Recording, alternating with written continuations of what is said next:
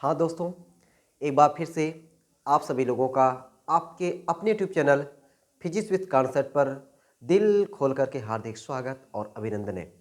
तो दोस्तों, आज की क्लास में हम सभी लोग इकाई 2 धारा विद्युत का रिवीजन देखने वाले हैं।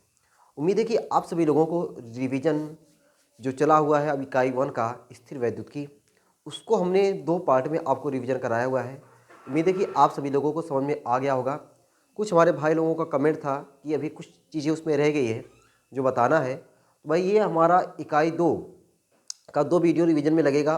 उसको दोनों बताने के बाद आपको जो एक एक नंबर का जो दोनों यानी विद्युत का टोटल हमारा 2 इकाई है, दोनों इकाई जब विद्युत का हम कंप्लीट कर लेंगे तो उसमें जब एक एक नंबर का चीज़ बताएंगे ना, तो उसमें आप लोग और भी जो चीज़ें बची हुई है उसको कमेंट करिए। तो आप लोगों का पूरा उसमें जब एक एक नंबर का चीज़ें बताएंगे तो उसमें आपका जो चीज़ें बचा रहेगा उसमें हम कर देंगे। तो इकाई 1 हमारा 8 नंबर का था, इकाई 2 हमारा 7 नंबर का है, यानी 8, 7, 15। तो हम लोग इकाई 1 और इकाई 2 को इतना बढ़िया से तैयार करते हैं कि हमारा 15 में से 15, 13, 14 नंबर तो अब हमें मिल के ही रहे, ठीक ना। और विद्युत वाला चैप्टर बहुत आसान था, आपने इकाई 1 का रिवीजन देख ही लिया हुआ है, तो आप उसके बाद बढ़िया से और रिवीजन कर डालिए ताकि हमारा जो 8 नंबर है, 8 नंबर में से कहीं फिसले ना। और ये जो इकाई है 2, इसमें 7 नंबर का आपके एग्जाम में आएगा और इसको भी आपको बढ़िया से तैयार करना है। इसमें कुछ एक्सपेरिमेंटल चीज़ मिलेंगे जो आपको अगली वाली रिवीजन क्लास में मिलेंगे।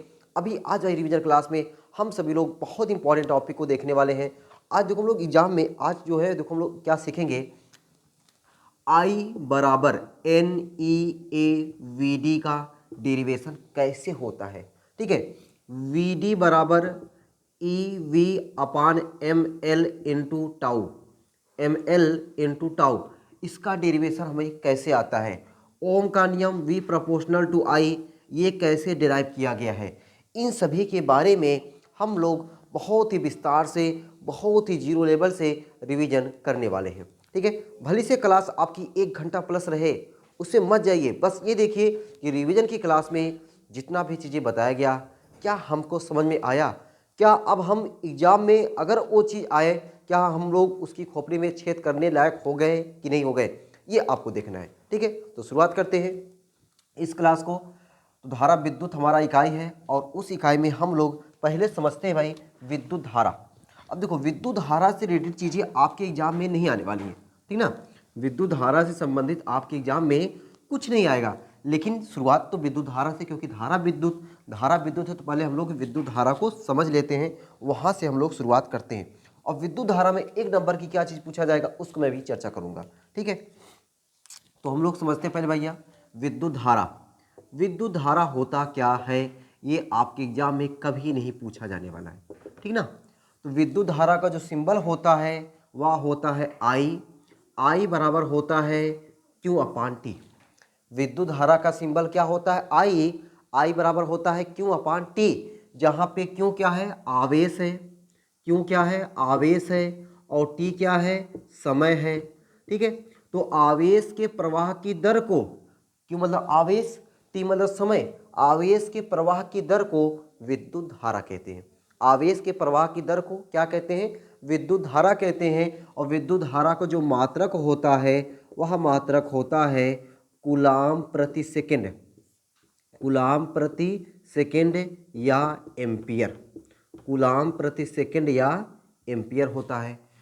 यूं का आवेश, आवेश का मात्रक क्या होता है, कूलाम होता है। समय का मात्रक क्या होता है, सेकेंड होता है। यहाँ पे दोस्तों आवेश का एक बहुत ही प्रचलित मात्रक, वह आपको याद होना चाहिए। आवेश का मात्रक होता है, ठीक ना।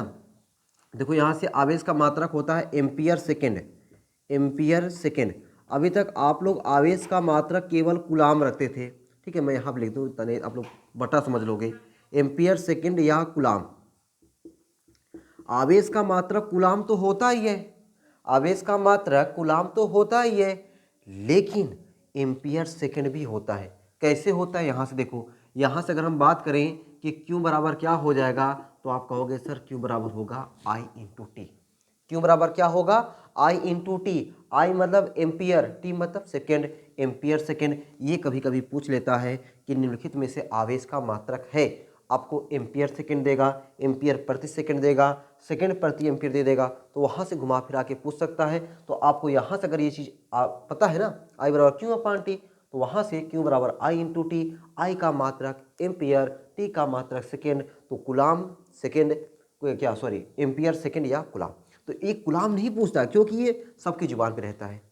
कुलाम क्या है, सबकी जुबान पे है, लेकिन एम्पियर सेकेंड सबकी जुबान पे नहीं रहता है। ठीक है, चलो अब देखो यहाँ से आपको जो एक नंबर में और विद्युत धारा से जो चीज़ पूछता है, विद्युत धारा से एक नंबर में जो चीज़ पूछता है वह क्या पूछता है कि कोई चालक है, उस चालक से एक सेकंड में, कोई चालक है, उस चालक में एक सेकंड में कितने इलेक्ट्रॉन प्रवाहित होते हैं, एक सेकंड में कितने इलेक्ट्रॉन प्रवाहित होते हैं।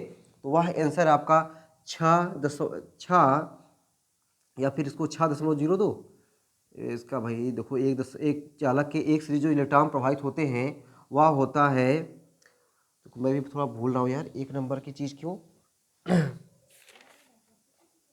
6.25 6.25 गुणे 10⁻18।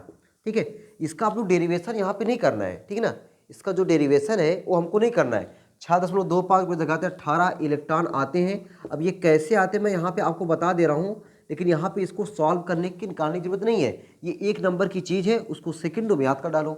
6.25 गुणे 10⁻18 ये क्या है कि कोई इसे मान चलो ये हमारा चालक है, ये हमारा क्या है, चालक है। इस चालक में एक सेकंड में एक बिंदु से दूसरे बिंदु तक जो आवेश गति करते हैं वह इतना आवेश गति करते हैं। देखो कैसे, यही है ना आई बराबर Q upon T, formula main क्या है, आई बराबर क्यू अपान टी। क्यू का फार्मूला होता है एन ई, क्यू का फार्मूला क्या होता है, एन ई होता है, एन ई अपान टी। हमसे आई पूछा जा रहा, आई कितना दिया, 1 एम्पियर। ठीक है, आई की जगह पे 1 एम्पियर, एन का हमको मान चाहिए, ई की जगह पे इलेक्ट्रॉन पर आवेश 1.6 गुणे 10⁻19, टी की जगह पे 1। यहाँ से सॉल्व करोगे तो आपको मिलेगा 6.25 गुणे 10⁻18 इलेक्ट्रॉन। ठीक, तो आपको यहाँ पे दो चीज़ें याद रखनी है। पहली चीज़ क्या कि आवेश का मात्रक एम्पियर सेकेंड या कूलाम होता है। कोई चालक हो, उस चालक से एक सेकेंड में प्रवाहित होने वाले इलेक्ट्रॉनों की संख्या 6.25 गुणे 10⁻18।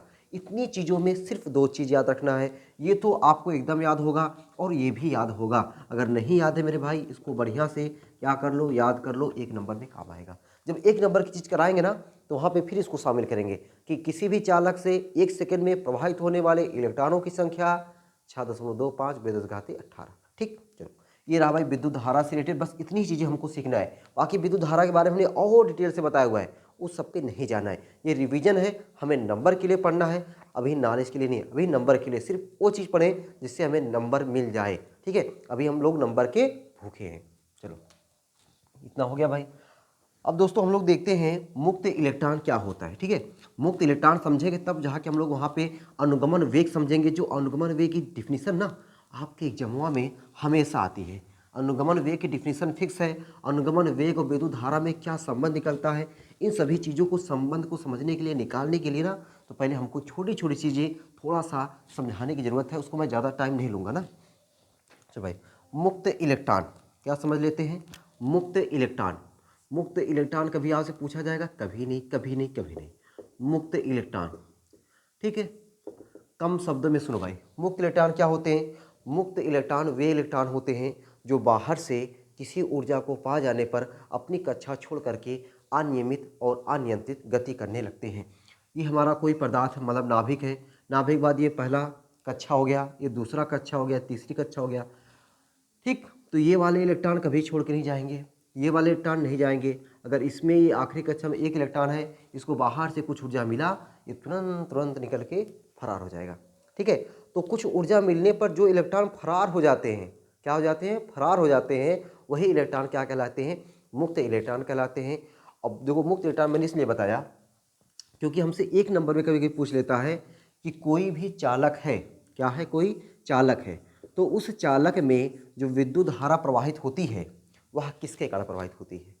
कोई भी चालक हो, उस चालक में जो विद्युत धारा प्रवाहित होती है वह किसके कारण प्रवाहित होती है, इलेक्ट्रॉन के द्वारा, प्रोटॉन के द्वारा, न्यूट्रॉन के द्वारा या मुक्त इलेक्ट्रॉन के द्वारा। तो आपका आंसर क्या रहेगा, मुक्त इलेक्ट्रॉन के द्वारा। तो किसी भी चालक में जो धारा प्रवाहित होती है वह किसके कारण प्रवाहित होती है, मुक्त इलेक्ट्रॉनों के कारण प्रभावित होती है। चालक में जो धारा प्रवाहित होती है किसके कारण होती है? मुक्त इलेक्ट्रॉनों के कारण प्रवाहित होती है। किसी चालक में एक सिरे से दूसरे सिरे तक इलेक्ट्रॉन 1 सेकंड में कितना जाता है? 6.25 × 10⁻18 इलेक्ट्रॉन जाता है। ठीक, चलो ये मुक्त इलेक्ट्रॉन हो गया। अब हम लोग समझते हैं माध्य मुक्त पथ। माध्य मुक्त पथ, ये भी माध्य मुक्त पथ आपको डिफिनीशन नहीं पूछी जाती। ठीक है, माध्य मुक्त पथ। एक और अभी डिफिनीशन बताएंगे हम आपको, श्रांति काल।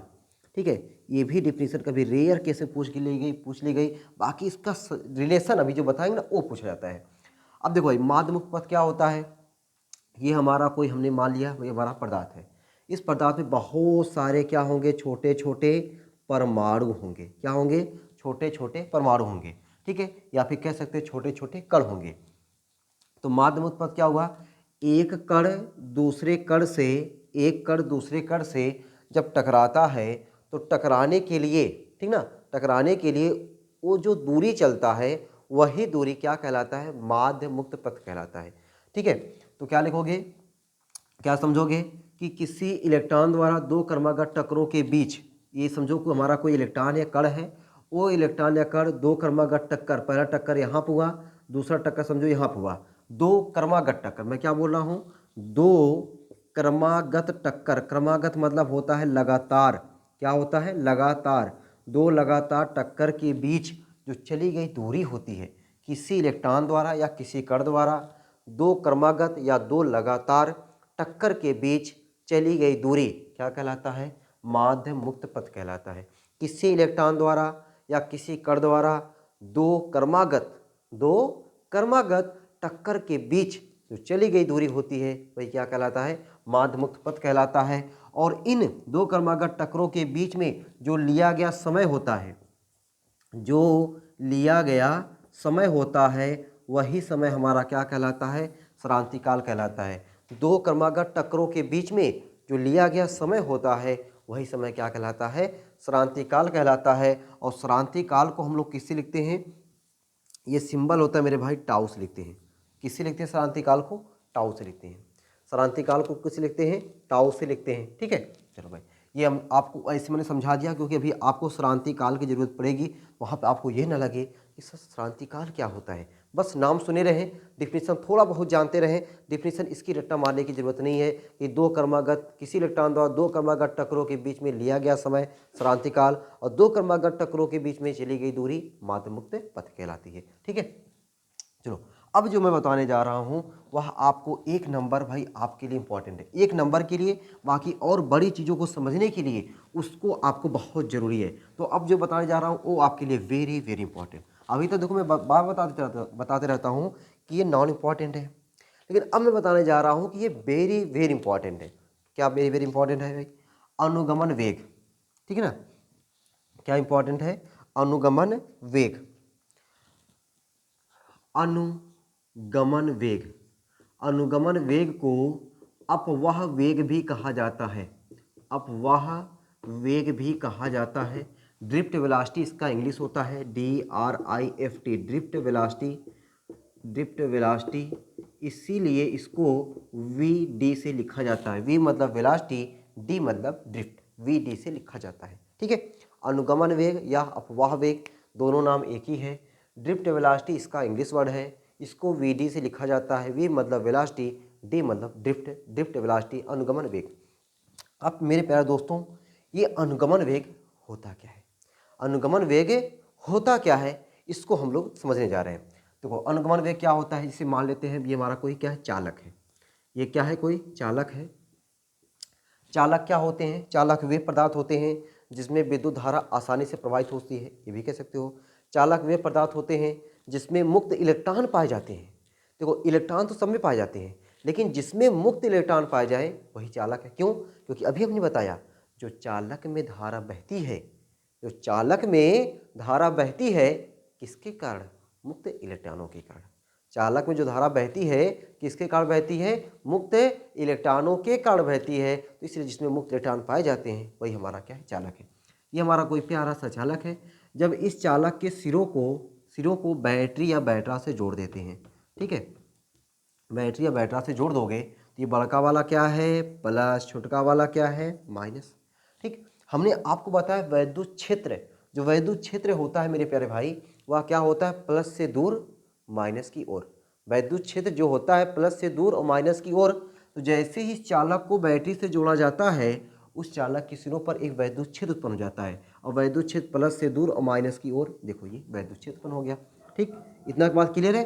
जब किसी चालक के सिरों को, देखो ये चालक हो गया, इसका ये सिरा हो गया, जब चालक के सिरों को किससे जोड़ दिया गया, बैटरी से, बैटरी से जोड़ते ही क्या होता है, चालक पर एक वैद्युत क्षेत्र है। वैद्युत क्षेत्र की डायरेक्शन इधर क्यों, क्योंकि वैद्युत क्षेत्र की जो डायरेक्शन होती है प्लस से दूर और माइनस की ओर।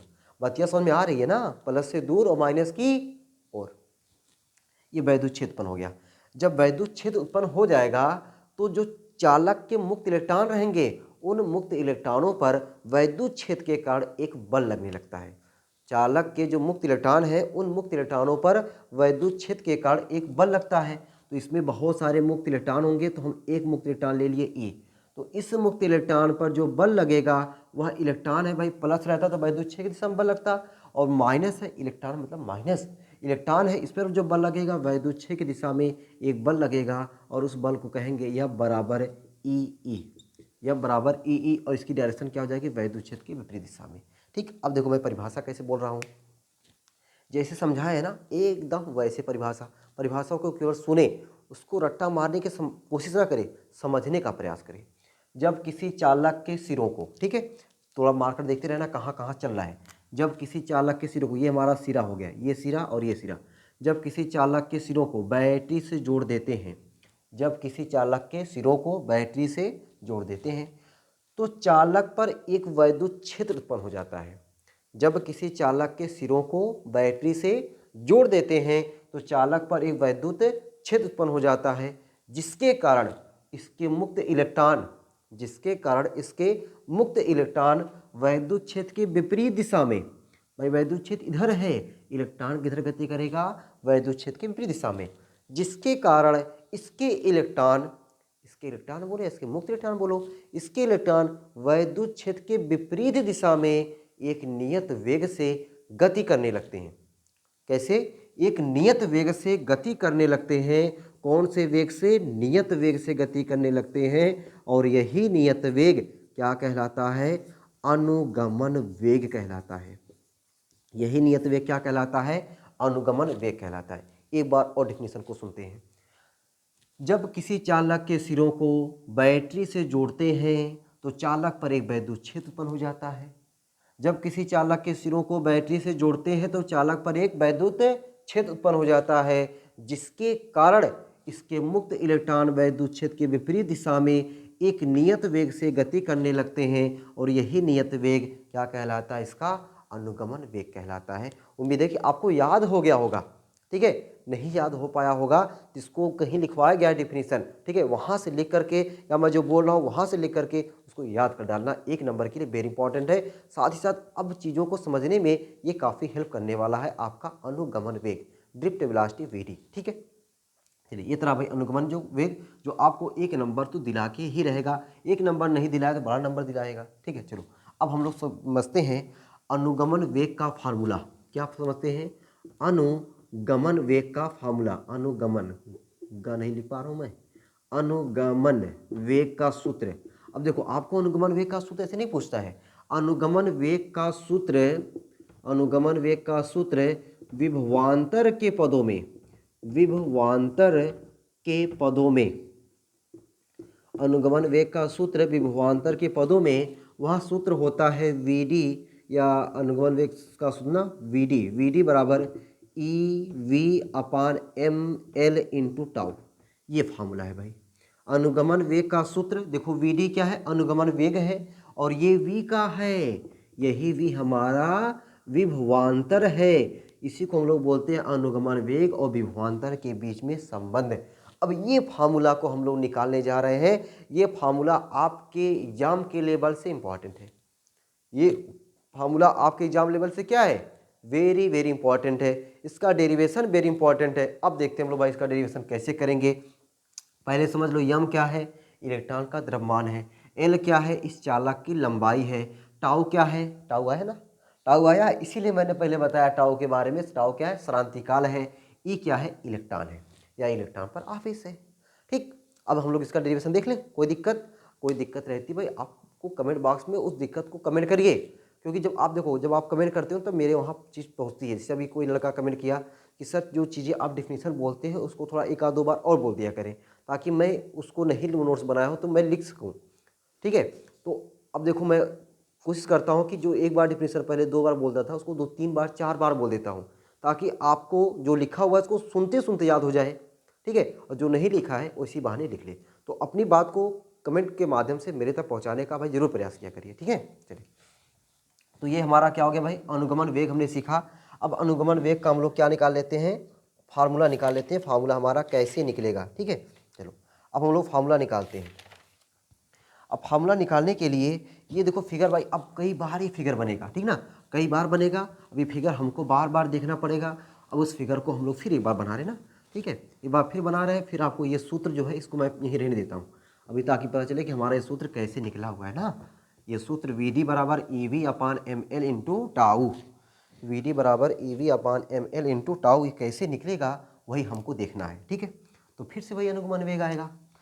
अनुगमन वेग के लिए देखो हमने क्या बताया, अच्छा इस टॉपिक को क्या बोलेंगे, अनुगमन वेग और विभवांतर के बीच संबंध। ठीक ना, डाल लेना, अनुगमन वेग और विभवांतर के बीच संबंध।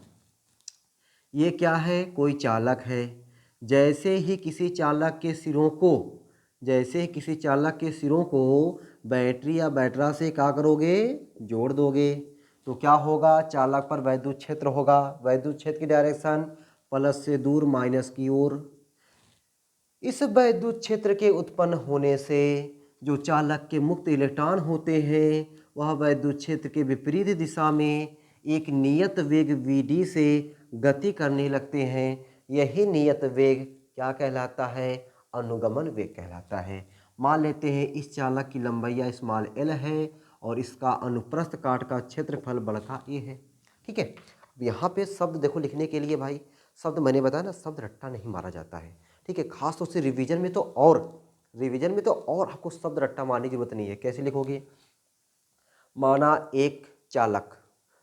एक चालक जिसकी लंबाई स्मॉल l तथा अनुप्रस्थ काट का क्षेत्रफल कैपिटल A है, के सिरों पर विभवांतर स्थापित करने से एक वैद्युत क्षेत्र उत्पन्न हो जाता है, जिसके कारण चालक के मुक्त इलेक्ट्रॉन वैद्युत क्षेत्र के विपरीत दिशा में एक नियत वेग से गति करने लगते हैं। ठीक है, इतना चीज समझ गए। क्या हमने बोला, माना एक चालक जिसकी लंबाई स्मॉल l अनुप्रस्थ काट का क्षेत्रफल बड़का a है, के सिरों के बीच विभवांतर स्थापित करने पर जो चालक के मुक्त इलेक्ट्रॉन है वैद्युत क्षेत्र के विपरीत दिशा में एक नियत वेग से गतिमान हो जाते हैं। ठीक है, तो अभी हमने बताया कि जो चालक है उस चालक पर वैद्युत क्षेत्र के कारण, जो चालक है उस चालक पर वैद्युत क्षेत्र के कारण इस पर क्या लगता है, एक बल लगता है। चालक पर वैद्युत क्षेत्र के कारण, इस वैद्युत क्षेत्र के कारण जो चालक के मुक्त इलेक्ट्रॉन है उस पर एक बल लगता है और उस बल का मान होता है यह बराबर ई। ठीक है, तो इसको शब्द क्या लिख सकते हो, वैद्युत क्षेत्र के कारण मुक्त इलेक्ट्रॉनों पर लगने वाला बल F बराबर ई।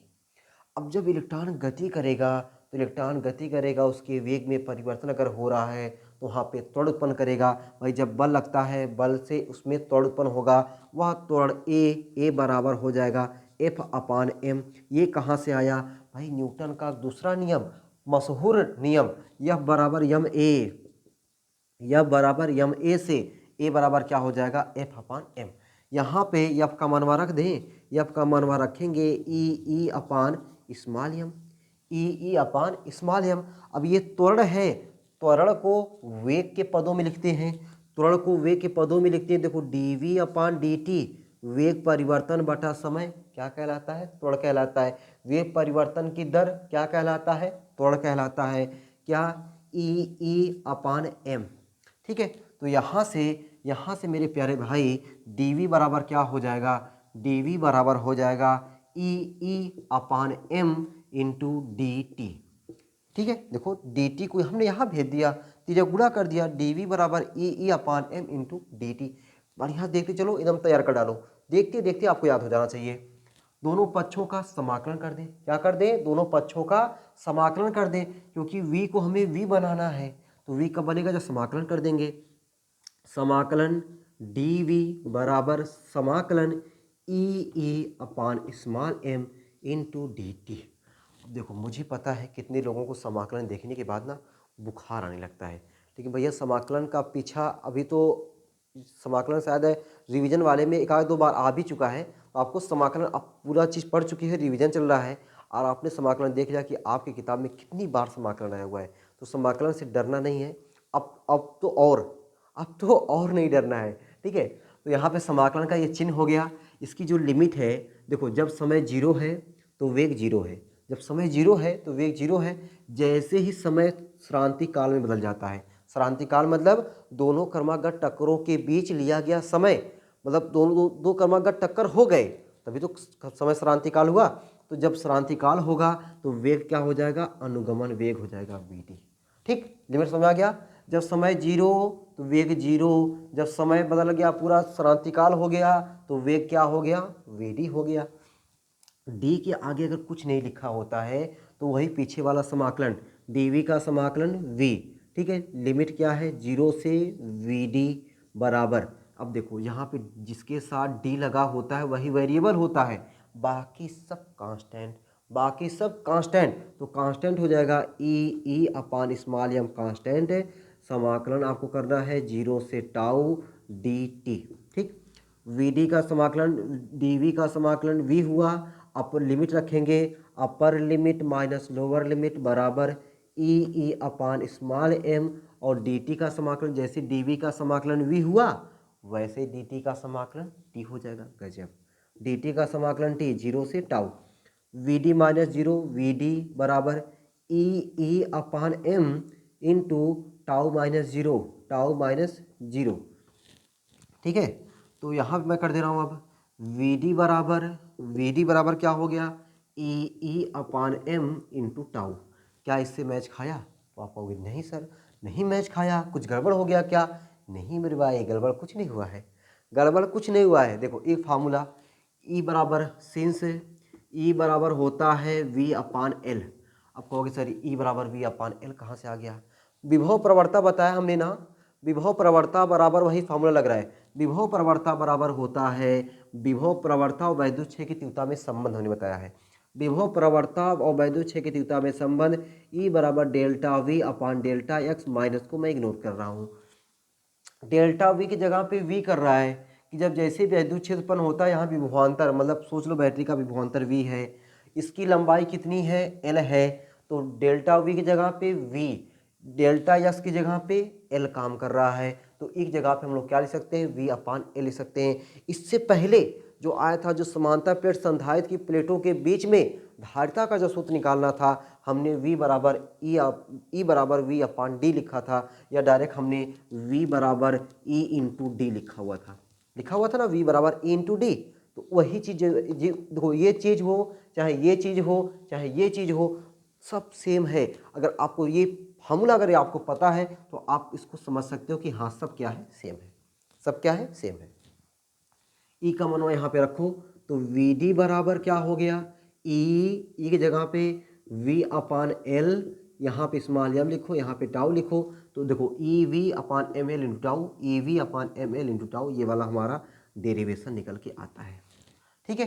तो ये दोस्तों जो हमारा डेरिवेशन निकल के आया वी डी बराबर E V upon M L into tau, ये हमारे एग्जाम के लेवल से इम्पॉर्टेंट है।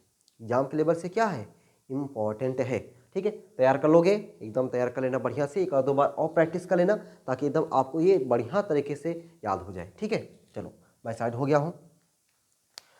अब दोस्तों हम लोग देखते हैं कि धारा और अनुगमन वेग में संबंध, ठीक है। अभी ये क्या आया है, अनुगमन वेग और विभवांतर में संबंध आया है। अब हम लोग क्या देखेंगे, धारा और अनुगमन वेग में संबंध, ठीक ना। धारा और अनुगमन वेग में संबंध, देखो ये जो फिगर है ना, ये फिगर साथ छोड़ेगा नहीं, और मैं उसको बार बार बनाऊंगा भी, ताकि आपको बार बार बनाने से, बार बार बोलने से आपको चीज़ ना एकदम याद हो जाए, ठीक है। कोई डाउट ना रह जाए, ताकि आपको कोई दिक्कत ना रह जाए। अब भी अगर दिक्कत रहे तो फिर बेकार है ना भाई, दिक्कत होने नहीं देंगे, ठीक है। बस केवल आप अपने मन से ज़बरदस्ती दिक्कत पैदा ना करो, ठीक है ना। तो ज़्यादा से ज़्यादा पढ़ोगे, इस समय आपको ज़रूरत है ज़्यादा से ज़्यादा पढ़ने की, ठीक है ना, टाइम देने की, किताबों से प्रेम करने की, किसी और से अगर कुछ है ना, उसको थोड़ा कम करो, ठीक है। 1 महीना बाद उसको 1 महीना खूब उसको मिस करने दो, उसके बाद तब जाके तुम उसको बढ़िया से मिस करो। अभी 1 महीना किसको समय देना है? एकदम किताब को देना है। बढ़िया से बाद समय दे दो 1 महीना के लिए, उसके बाद फिर तुम 2-3 महीने फ्री रहो, 2-3 महीने किताब टच भी मत करो, तब भी कोई दिक्कत नहीं है। लेकिन इस 1-1.5 महीने इतना ज़्यादा टच कर लो कि अपने आप को जब भी सोचो कि मैंने इंटर में तैयारी किया था ना, अपने आप को सुकून मिले कि हाँ मैंने बहुत ज़बरदस्त तैयारी किया था, ठीक ना। ये चीज़ होना चाहिए भाई। अब मैं दिखाने जा रहा हूँ आपको धारा और अनुगमन वेग में संबंध। धारा और अनुगमन वेग में संबंध, अनुगमन वेग में संबंध। तो संबंध निकालने से पहले आपको ये सूत्र पता होना चाहिए। हमको निकालना क्या है?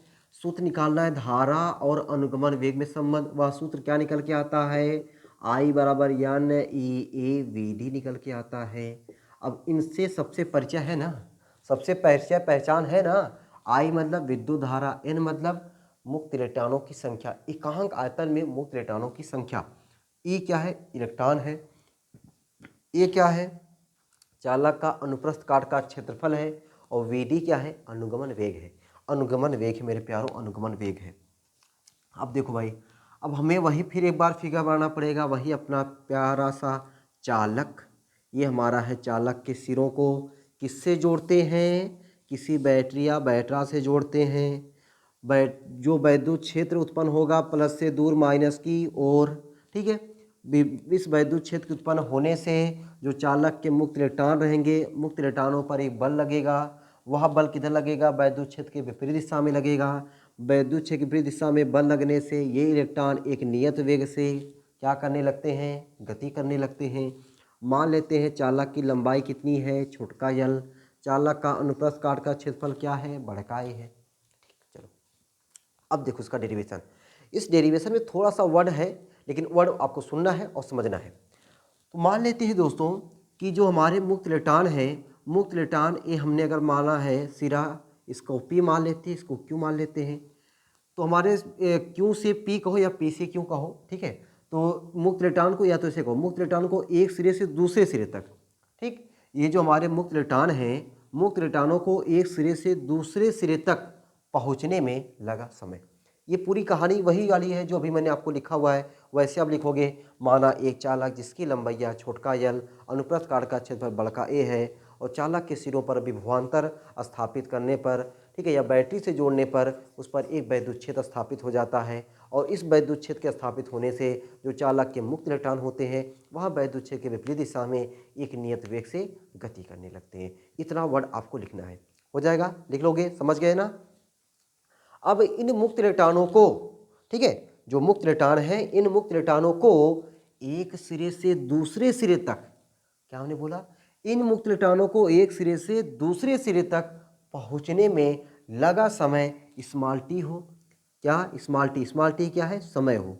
स्मॉल टी समय हो। तो मेरे प्यारे भाई आप लोग जानते हो, क्या जानते हो? एक छोटा सा नन्हा सा फार्मूला जो कक्षा 6, 7, 8, 9 से पढ़ते चले आ रहे हैं, समय बराबर हमारे आपके गुरुजी बहुत याद कराए होंगे, समय बराबर दूरी बटा चाल।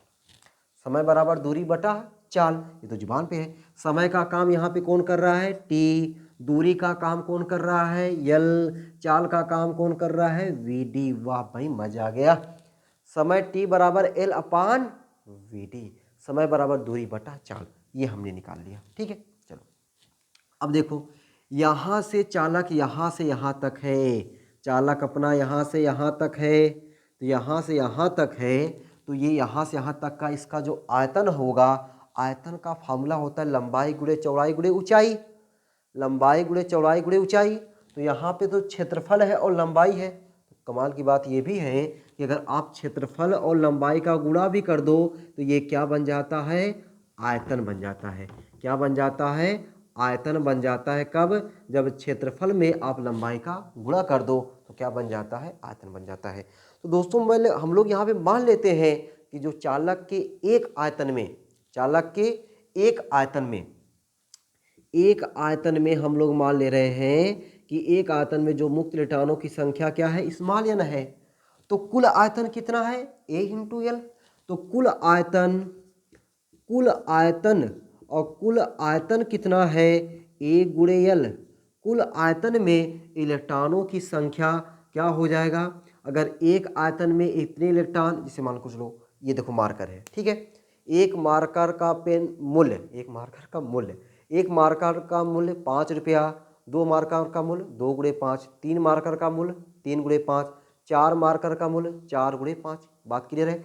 उसी तरीके से एक आयतन में इलेक्ट्रॉनों की संख्या n, 2 आयतन में 2n, 3 आयतन में 3n, 1 गुणे यल आयतन में तो 1 गुणे n गुणे al, ठीक है। तो क्या हो जाएगा n गुणे al, ठीक है। इसी को हम लोग अच्छा से लिख सकते हैं n al। कुल आयतन में इलेक्ट्रॉनों की संख्या आ गया, ठीक है। क्या आ गया, इलेक्ट्रॉनों की संख्या आ गया। अब इलेक्ट्रॉनों की संख्या आ गया तो इलेक्ट्रॉनों की संख्या से हम लोग इस पर आवेश निकाल लेते हैं। अच्छा, अब ये क्या हमारा आया है, कुल आयतन में इलेक्ट्रॉनों की संख्या। अब इलेक्ट्रॉनों की संख्या को मान लेते हैं कैपिटल एन। कैपिटल एन क्या है, कुल आयतन में इलेक्ट्रॉनों की संख्या, और एक आयतन में इलेक्ट्रॉनों की संख्या कितनी है, इतना। कुल आयतन में इलेक्ट्रॉनों की संख्या बड़ा एन मतलब एन ए एल। अब इन जो कुल इलेक्ट्रॉन है, कुल इलेक्ट्रॉनों पर आवेश, कुल इलेक्ट्रॉनों पर आवेश, आवेश को लिखते हैं क्यू, क्यू बराबर होता है एन ई, क्यू बराबर एन की जगह पे एन ए एल ई। आवेश मिल गया। आवेश अगर मिल गया तो आवेश अगर आवेश प्रवाहित हुआ, उससे क्या बहती है, धारा। तो आवेश प्रवाहित होने की दर को धारा कहते हैं। तो आई बराबर होता है क्यू अपान टी। आई बराबर क्या होता है, क्यू अपान टी। आई बराबर क्यू, क्यू का मान तो हमने निकाल लिया, एन ए एल ई बटा टी। टी का मनवा देखो हमने यहाँ पे निकाल के रखा हुआ है, यल बटा वी डी, एल बटा वी डी। ये यल छट गया और वी डी चला जाएगा ऊपरा। जब वी डी ऊपरा जाएगा तो आई बराबर N E A V D. I बराबर क्या मिल गया हमको, N E A V D. और यही तो हमने बताया कि यही हमको क्या है, चाहिए। यही हमको क्या है, चाहिए। आई बराबर N E A V D, ठीक। डेरिवेशन मजा आया। डेरिवेशन एक बार और देख लिया जाए, एकदम देख लिया जाए। तो ये तो अपनी वही पुरानी चीज़, पुरानी कहानी, पुराना अंदाज, सब कुछ पुराना, कि कोई माना चालक, उसकी लंबाई एल, अनुप्रस्थ काट का क्षेत्रफल बड़का ए है। चालक के सिरों के बीच विभवांतर स्थापित करने पर उस पर एक वैद्युत क्षेत्र उत्पन्न हो जाता है, जिसके कारण इसके मुक्त इलेक्ट्रॉन वैद्युत क्षेत्र की विपरीत दिशा में एक नियत वेग से गति करने लगते हैं, और उस नियत वेग को अपन लोग क्या बोलते हैं, अनुगमन वेग बोलते हैं। माना इन मुक्त इलेक्ट्रॉनों को एक सिरे से दूसरे सिरे तक पहुंचने में लगा समय t हो, तो समय बराबर दूरी बटा चाल, बेहतरीन फार्मूला, प्रचलित फार्मूला। यहाँ से समय की जगह पे t, दूरी जगह पे l, चाल की जगह पे vd, t बराबर l बटा vd मान के रखे रहो। अब हमने क्या माना, जो चालक है, चालक के एक आयतन में इलेक्ट्रॉनों की संख्या कितनी है, स्मॉल n। तो कुल आयतन में, कुल आयतन को क्या लिखेंगे, ए गुणे एल। ए गुणे एल क्या होगा, कुल आयतन। कुल आयतन में इलेक्ट्रॉनों की संख्या एन ए एल। तो अब इसको कुल संख्या को हमने इस बड़का एन मान लिया, बड़का एन बराबर एन ए एल। आवेश निकाल लिया, आवेश अगर इलेक्ट्रॉनों की संख्या मिल जाए तो आवेश क्यू बराबर एन नहीं होता है, क्यू बराबर एन ई, एन का मान रख दिया। अब आवेश मिल गया, धारा निकाल लो, धारा आई बराबर होता है क्यू अपान टी। क्यू का मनवा, टी का मनवा रखो, अपने आप फार्मूला आ गया, ठीक है। चलो, तो ये आपको समझ में आ गया। चलो भाई, अब यहीं से, यहीं वाले फार्मूले से हम लोग एक और बेहतरीन फार्मूला निकाल लेते हैं। वह देखो फार्मूला क्या निकल के आता है। तो उसको फार्मूला को निकालने के लिए ना, पहले आपको एक छोटा सा चीज़ समझना पड़ेगा, धारा घनत्व। क्या समझना पड़ेगा, धारा घनत्व। तो दोस्तों, ये धारा घनत्व का आपको डिफिनीशन नहीं पूछता है। धारा घनत्व का आपको या तो आपसे मात्रा पूछता है, या तो आपसे सूत्र पूछता है एक नंबर में, ठीक है। अभी एक नंबर में सूत्र क्या पूछता है, बड़े नंबर में क्या सूत्र पूछता है, मैं दोनों पे चर्चा करने वाला हूँ। धारा घनत्व का सिंबल होता है भाई जे। जे बराबर होता है आई अपान ए। यहाँ से आप फार्मूला याद रख सकते हो, इसकी डिफिनीशन याद रख सकते हो। जे बराबर आई अपान ए। आई क्या है, विद्युत धारा। ए क्या है, जिसे ये क्या है, कोई तार है, इस तार का अनुप्रस्थ काट का क्षेत्रफल। किसी तार के एकांक अनुप्रस्थ काट क्षेत्रफल से होकर बहने वाली धारा को धारा घनत्व कहते हैं। डिफिनीशन ऐसे समझना है, रट्टा नहीं मारना मेरे भाई। किसी चालक के एकांक क्षेत्रफल से, किसी चालक के एकांक क्षेत्रफल से प्रवाहित होने वाली धारा को क्या कहते हैं, धारा घनत्व कहते हैं। तो जे बराबर क्या होता है, आई अपान ए, ठीक। अब बताओ, हमें आई का मान मिला कि नहीं, ये बराबर आई बराबर यानी ई ए वी डी मिला कि नहीं, एकदम मिला है। अब यहाँ पे आई का मनवा रख दें, कोई दिक्कत कोई परेशानी एकदम नहीं। देखो कैसे रखेंगे, जे बराबर आई की जगह पे N E A V D बटा ए गया, तो जे बराबर एन ई वी डी। ये जो फार्मूला है ना, यहाँ से आपको एक नंबर पूछ देता है कि निम्नलिखित में से धारा घनत्व और अनुगमन वेग में संबंध कौन सा सही है। ठीक है, तो अगर ये सूत्र आपको याद है तो वो एक नंबर का तो आपका तुरंत हो गया। लेकिन बड़े नंबर में कैसे पूछता है, बड़े नंबर में दोस्तों ये पूछता है कि धारा घनत्व और अनुगमन वेग में संबंध स्थापित कीजिए। लो भाई फंस गए, धारा घनत्व और अनुगमन वेग में संबंध स्थापित कीजिए, वो आपसे पूछ लेता है यहाँ से। तो यहाँ से ये चीज़ निकालने के लिए आपको यहाँ से पूरा ऐसे निकालना पड़ेगा। ठीक है, तो आपको यहाँ तक तो निकालेंगे भी, उसके बाद जस्ट यहाँ पर निकाल लोगे। तो ये चीज़ आपको जब कभी निकाल पाओगे, जब आपको पता होगा ये फार्मूला जे बराबर यानी ई वी डी। अगर आपको बाय द वे नहीं याद है, जे बराबर यानी ई वी डी नहीं याद है, तो ये तो आपको याद होना चाहिए आई बराबर यानी ई ए वी डी और जे बराबर आई अपान ए। जे क्या है, धारा घनत्व है, और वी डी क्या है, अनुगमन वेग है, आई क्या है, धारा है। ठीक है, चलो इतना चीज़ हो गया आपको। आपने देखा भाई कितने, हमने लगभग 3 बड़े क्वेश्चन हमने देख लिए। पहला हमने क्या देखा, अनुगमन वेग और विभवांतर में संबंध, दूसरा धारा और अनुगमन वेग में संबंध, तीसरा धारा घनत्व और अनुगमन वेग में संबंध। 3 हमने बड़े बड़े जो हैं, बड़े बड़े नंबर जो दिलाने वाले टॉपिक हैं उसको हमने देख लिया। ठीक है, मज़ा आ गया इतने में। चलो अब आगे हम लोग चलते हैं। अब आगे दोस्तों हम लोग चलते हैं, और आगे चलने के लिए अब हम दोनों देखेंगे ओम के नियम का डेरिवेशन। क्या देखेंगे हम लोग, ओम के नियम का डेरिवेशन। ठीक है, चलो भाई इसको मिटा उठा दें।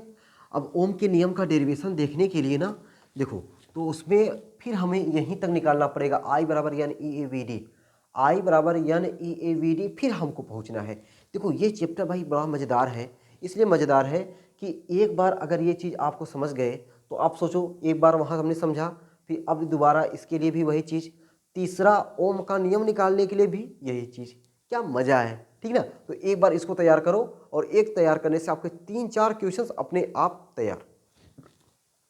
लेकिन मैं इसको फिर से बता रहा हूँ, ठीक ना, इसको मैं फिर से बताऊंगा ताकि आपको एक बार नहीं, 2 बार नहीं, 3 बार देखने का मौका मिले, और उस मौके को आप लोग भुनाओ और आपको बढ़िया तरीके से क्या हो जाए, समझ में आ जाए और याद हो जाए। ठीक है, तो अब हम लोग क्या निकालेंगे, ओम के नियम का डेरिवेशन। तो ओम के नियम का डेरिवेशन को निकालने के लिए तो भैया एक बार ओम के नियम को दोहरा लिया जाए कि ओम का नियम है क्या। हालांकि याद तो सबको है कि ओम का नियम क्या है, ठीक ना। ओम के नियम की उत्पत्ति तो आपसे पूछता कैसे है, अनुगमन वेग के आधार पर, अनुगमन वेग के आधार पर ओम के नियम की उत्पत्ति कीजिए। ठीक है, तो ओम के नियम की उत्पत्ति हम लोग क्या देखेंगे, ओम के नियम की उत्पत्ति, ओम के नियम की उत्पत्ति, ओम के नियम की उत्पत्ति। अब देखो हम लोग ओम के नियम की उत्पत्ति कैसे देखेंगे, कैसे होगा, तो पहले हम लोग ओम का नियम समझ लेते हैं। तो ओम एक वैज्ञानिक है, सबको पता है ना, ओम क्या है, एक वैज्ञानिक है, जॉर्ज साइमन ओम। तो जॉर्ज साइमन ओम ने एक नियम दिया था, क्या दिया था, अगर कोई चालक, इसे मान लीजिए कोई चालक है, इस चालक की भौतिक अवस्था, भौतिक अवस्था बोले तो ताप दाब आयतन, अगर कौनो चालक है उस चालक की भौतिक अवस्था यानी ताप दाब आयतन में कौनो परिवर्तन ना करो, ठीक है, भौतिक अवस्था में कौनो परिवर्तन ना करो, तो उसके सिरों पर लगाया गया विभवांतर इसमें बहने वाली धारा के अनुक्रमानुपाती होता है। यदि किसी चालक की भौतिक अवस्था में कोनो परिवर्तन ना करें तो उसके सिरों पर लगाया गया विभवांतर उसमें बहने वाली धारा के का होता है, अनुक्रमानुपाती होता है। ये हम नहीं कह रहे हैं, ओम ने बताया था, ठीक है। हाँ, तो ओम ने बताया था, तो इसका मतलब वी मतलब विभवांतर, विभवांतर का होता है, अनुक्रमानुपाती होता है, किसके, उसमें बहने वाली धारा के। अब भैया देखो ये तो पता है ना, जब कोनो प्रोपोर्शनल चिन्ह हटाते हैं तो एक नियतांक लेकर आते हैं, यहाँ पे नियतांक आता है बड़का आर, जहाँ बड़का आर क्या है, एक नियतांक है, ये बड़का आर क्या है, एक नियतांक है, और इसी नियतांक को हम लोग क्या बोलते हैं, चालक का प्रतिरोध बोलते हैं। क्या बोलते हैं, चालक का प्रतिरोध बोलते हैं। और प्रतिरोध मतलब होता है अवरोध या रुकावट, अवरोध या रुकावट। ठीक, अब प्रतिरोध क्या होता है उसकी परिभाषा नो, कक्षा 10 में भी परिभाषा नहीं पूछी जाती प्रतिरोध का। ठीक है, तो 12 में क्या पूछेगा, खाक पूछेगा, कभी नहीं पूछेगा। तो 12 के लिए क्या है, प्रतिरोध की बीमा। ठीक है, 12 के लिए क्या इंपॉर्टेंट है, प्रतिरोध की बीमा। तो आर, यहाँ पे जो आर है, इस आर की बीमा आपके लिए इंपॉर्टेंट है भाई, कैपिटल आर की बीमा। ठीक, इस कैपिटल आर की बीमा आपको निकालने आना चाहिए। आर का मात्रा नहीं पूछता है, आर का मात्रा क्या है, ओम है, वोल्ट प्रति एम्पियर या ओम। ठीक है, आर बराबर यहाँ से क्या हो जाएगा, आर बराबर हो जाएगा वी बटा आई, वी मतलब वोल्ट, आई मतलब एम्पियर, वोल्ट प्रति एम्पियर या ओम नहीं, क्या पूछेगा, बीमा। अब बीमा निकालने के लिए वी की बीमा पता होना चाहिए, आई की बीमा पता होना चाहिए। तो आप कहोगे सर वी की बीमा तो नहीं याद है, तो नहीं याद है तो वी का फार्मूला तो याद है। वी का फार्मूला क्या है, वी का जो फार्मूला है वी बराबर डब्ल्यू अपान क्यू। तो डब्ल्यू का बीमा क्या होता है, M L two T minus two, आवेश की बीमा ए टी। तो वी की बीमा हमें क्या निकल के आई, M L two T minus three A minus one. ये किसकी बीमा आई, वी की। तो हमें आर की बीमा चाहिए, आर की बीमा निकालने के लिए वी की बीमा M L two T minus three A minus one बटा आई की बीमा बोले तो कैपिटल ए। कैपिटल ए जब ऊपर आ जाएगा तो M L two T minus three A minus two, ये हमें आ गया आर की बीमा। तो अगर मेरी मानो भाई इस आर की बीमा अगर याद कर लेते हो ना, आर की बीमा अगर आप याद कर लेते हो तो इसके आगे आपको मिलेगा विशिष्ट प्रतिरोध, विशिष्ट चालकता, ठीक है, वैद्युत चालकता। तो इन सभी की बीमा आप तुरंत निकाल लोगे।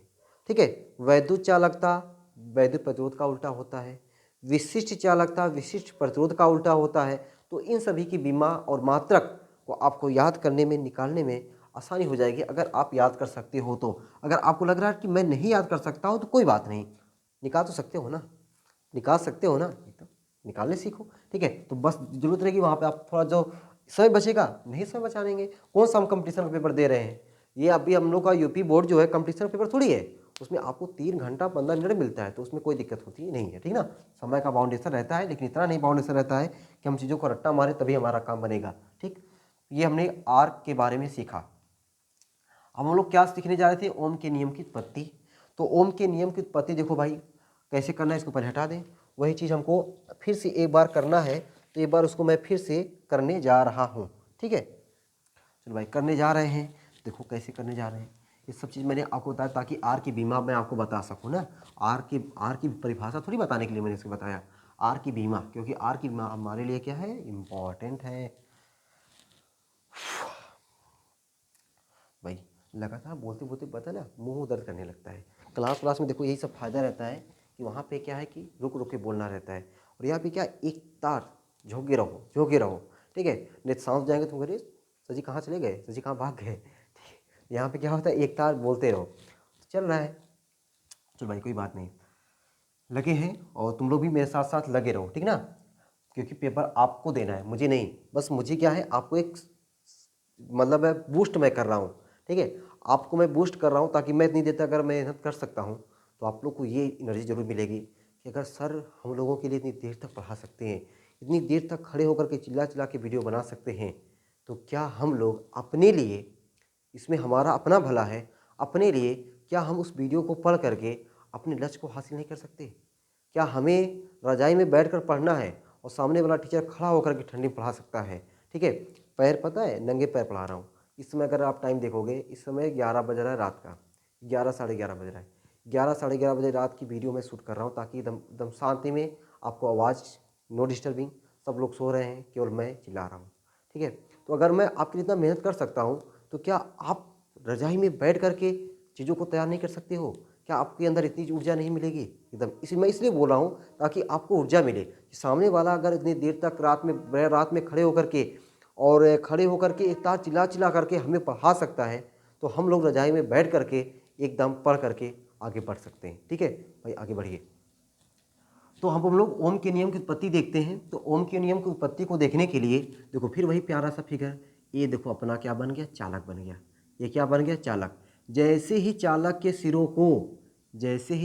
सिरों को बैटरी या बैटरा से जोड़ते हैं, तो क्या उत्पन्न होता है, क्या स्थापित हो जाता है, एक वैद्युत क्षेत्र।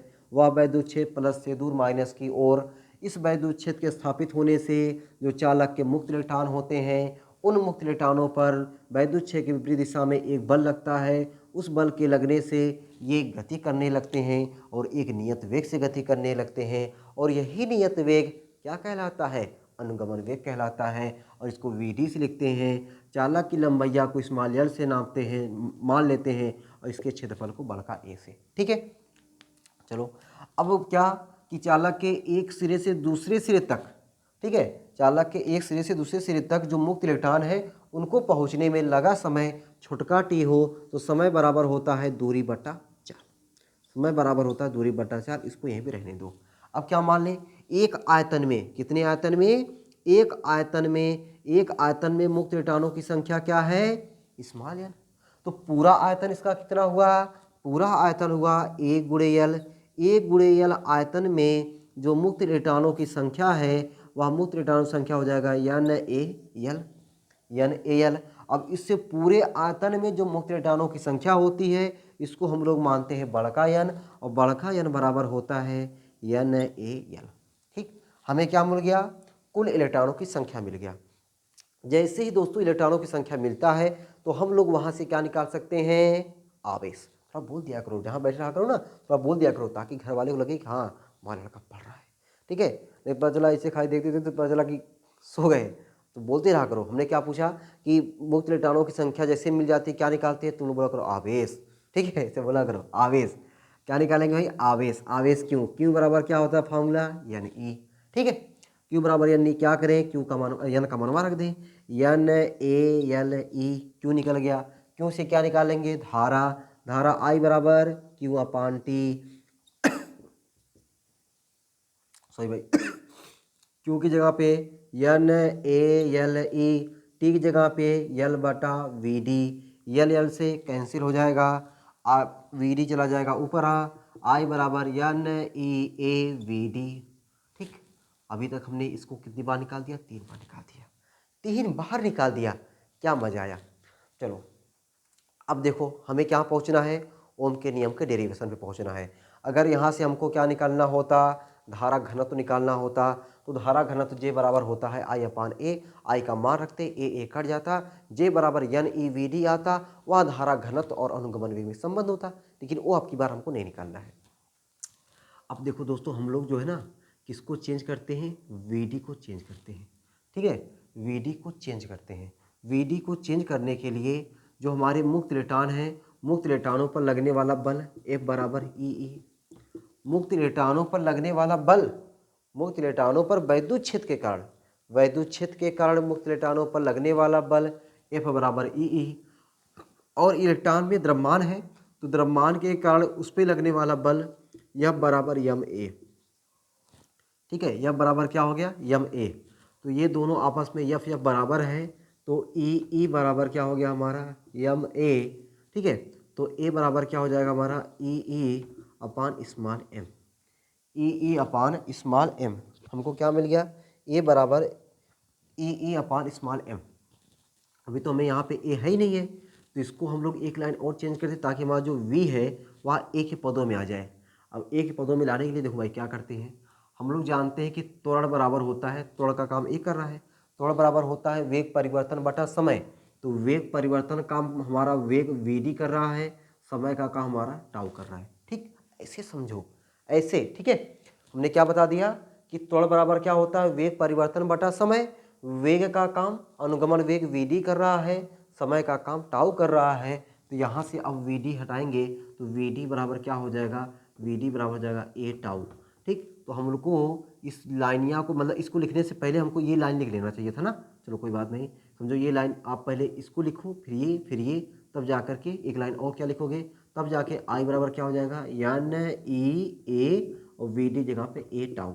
अब पता चलेगा कि हमको इस ए को चेंज करना है। ठीक ना, यहाँ तक हुआ। ये तीनों लाइन हमने उतार करके तब जाके ये हमको समझना है। अच्छा, ये सब चीज़ देखो मैं यहाँ पे समझा रहा हूँ, रिवीजन करा रहा हूँ, लिख लिख के नहीं करवा रहा हूँ ना। तो अगर आप एकदम नहीं पढ़े हो इस चीज़ को तो आपको प्लेलिस्ट में वीडियो पड़ी है, उसको वहाँ से जा करके एक बार वहाँ पे देखो, चीज़ें लिख लिख करके बताई गई है। ठीक ना, आप प्लेलिस्ट जाइए, क्लास 12 की जो प्लेलिस्ट बनी है 2022-23, उसमें आप जाओगे तो उसमें आपको मिलेगा, ठीक ना। उसमें मैं लिख लिख के बताया हूँ। अभी क्या है कि ये रिवीजन चल रहा है, अब यहाँ पे लिख लिख के बताने का मतलब नहीं हुआ ना, तो रिवीजन कहाँ रह गया हो। अब यहाँ से ये हमारा ए हो गया ना, अब ए की जगह पे ये मान रख दें तो हमारा रखेंगे तो आई बराबर एन ई ए, और ए की जगह पे E upon small M into tau.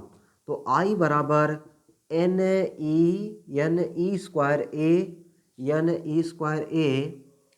A upon A tau upon M into capital ई।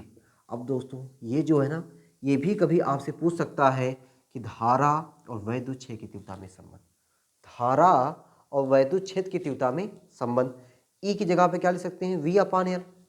ई की जगह पे हम लोग क्या लिख सकते हैं, वी अपान एल लिख सकते हैं।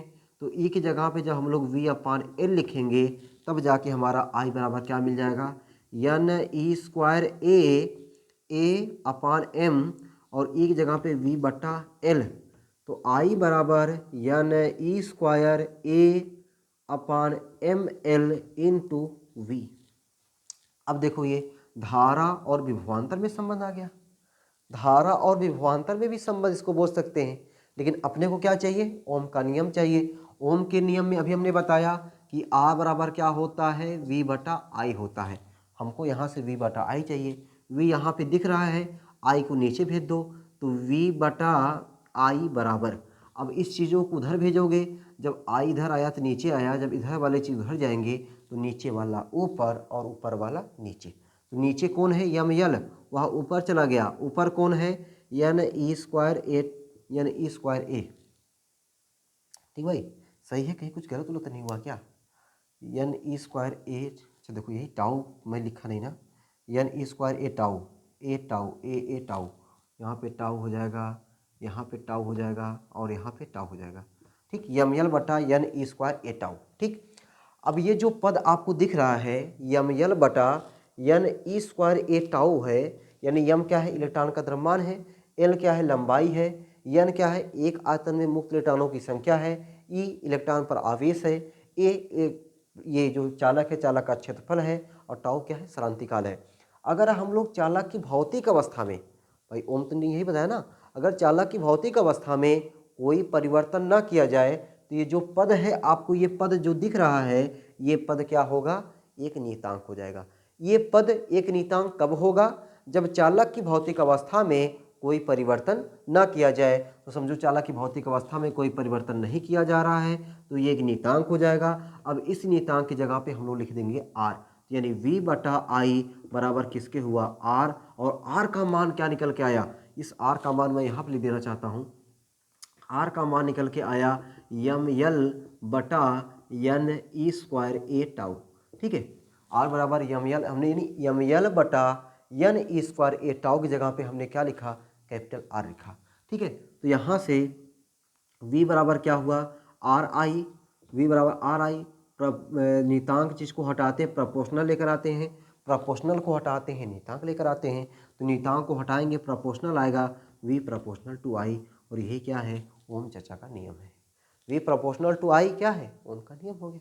ठीक है, इस तरीके से हम लोग ओम के नियम को क्या करते हैं, डिराइव करते हैं, और इस तरीके से हमने आपको बताया। चीज़ें बस थोड़ा सा अलग आपको मिलेंगी, यहाँ तक तो सेम है, ये कई बार हुआ। बस यहाँ पे ध्यान ये देना है कि जो वेग है, वेग को हमें चेंज कर देना है त्वरण के पदों में।